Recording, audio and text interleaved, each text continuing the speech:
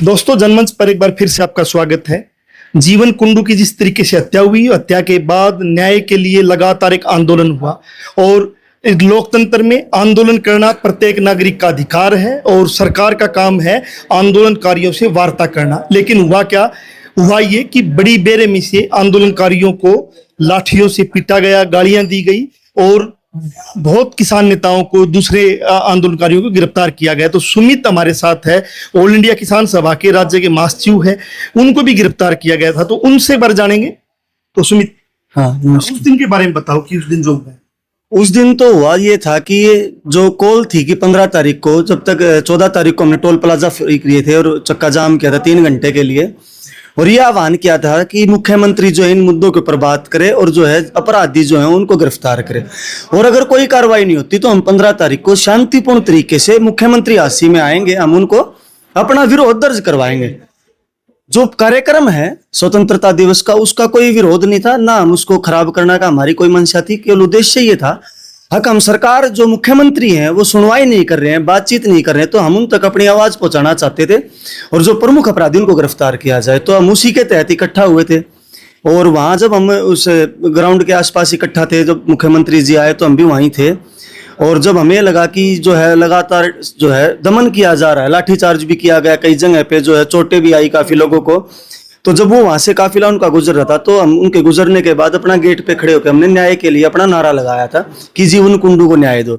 जब हमने इतना ही नारा लगाया तो वहां पे सीआईए स्टाफ के थे और शायद कुछ पुलिस के कर्मचारी भी होंगे, उन्होंने जो है हमारा मुंह दबोच के हमें गाड़ी में डाल दिया और बदतमीजी से और गाली गलौज सा करने लगे कि तुम तो जो है पकड़ो इनको साड़ों को और देख लेंगे और इनको मारेंगे पीटेंगे, इस तरह का व्यवहार उन्होंने किया। और गाड़ी में डालने के बाद भी जो है मतलब हम उम्मीद नहीं कर सकते थे जिस तरह की भाषा का और अभद्र तरीकों का उन्होंने इस्तेमाल किया कि एंटी नेशनल, तुम पाकिस्तानी हो। हम तो ये उम्मीद करते हैं और हमेशा किसान आंदोलन में नारे लगाते हैं जय जवान जय किसान, और पुलिसकर्मियों के साथ भी हम कभी इस तरह का हम नहीं मानते, अलग नहीं मानते हम उनको, हम ये मानते हैं समाज का हिस्सा है। आंदोलन में हम तो लगातार कवर करते हुए देखते हैं कि कोई भी आंदोलन जो किसान का, मजदूर का, वहां जो प्रबंध होता है पानी का, खाने का, रोटी का, वही पुलिस वाले भी खाते हैं। वही खाते हैं बकायदा, हम तो पिलाते भी है, चाय होती है हमारे पास, पानी आता है, कुछ और भी चीजें आती है, तो हम तो सबसे पहले उन्हीं को देने की कोशिश करते हैं।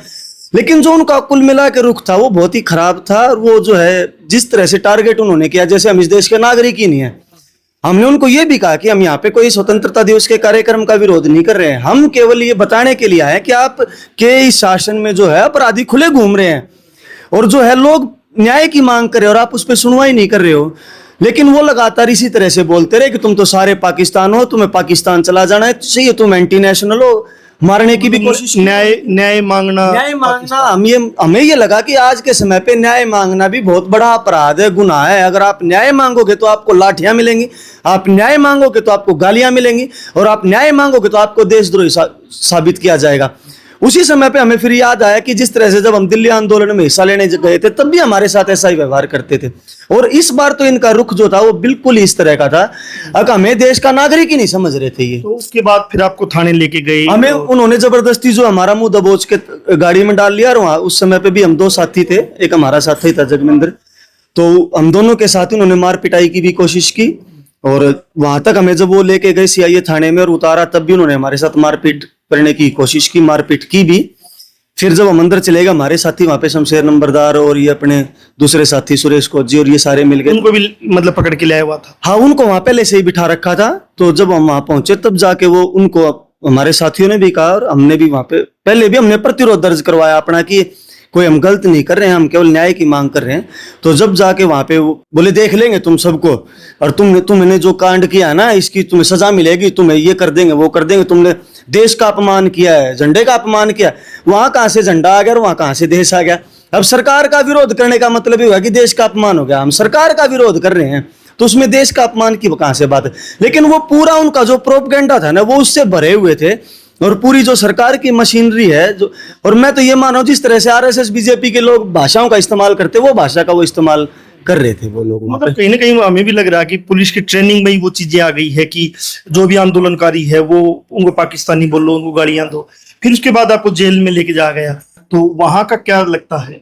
हमें जो है वहां का व्यवहार क्या था जेल में? हमें यहाँ पे गिरफ्तार करके वो पहले तो हमें लेके गए, हम अलग अलग जगह पे थे, दोनों हम सीआईए वाले में थे और कुछ साथी हमारे अनाज मंडी में थे, वहां से हमें गिरफ्तार करके वो बवानी खेड़ा ले गए और बवानी खेड़ा जाने के बाद हमें बिठा दिया और वहां से फिर हमें शाम को ये रात को हांसी लेके आए और हांसी में हमें रात को रखा और वहां से फिर हमें अगले दिन पेश करके जब जेल में लेके गए गुड़गांव में, तो वहां पे जब कैदियों से जब मिले वो काफी खुश थे हमारे हमसे, उनको ये लग रहा था कि आज काफी जो है ऐसे सम्मानित तो लोग आए हैं।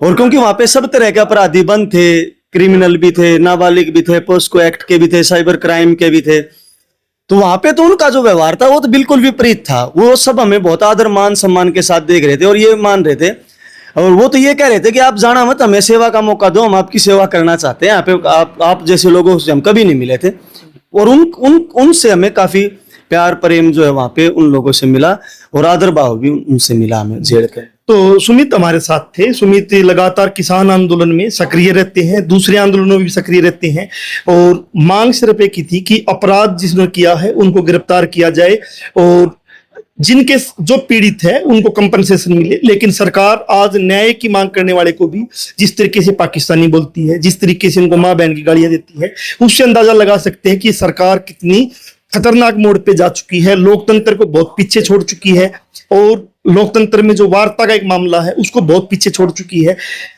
जनमंच के साथ बने थे, दूसरे भी जो गिरफ्तार जो थे उनसे भी हम अलग अलग इसमें बात करेंगे। तब तक के लिए शुक्रिया।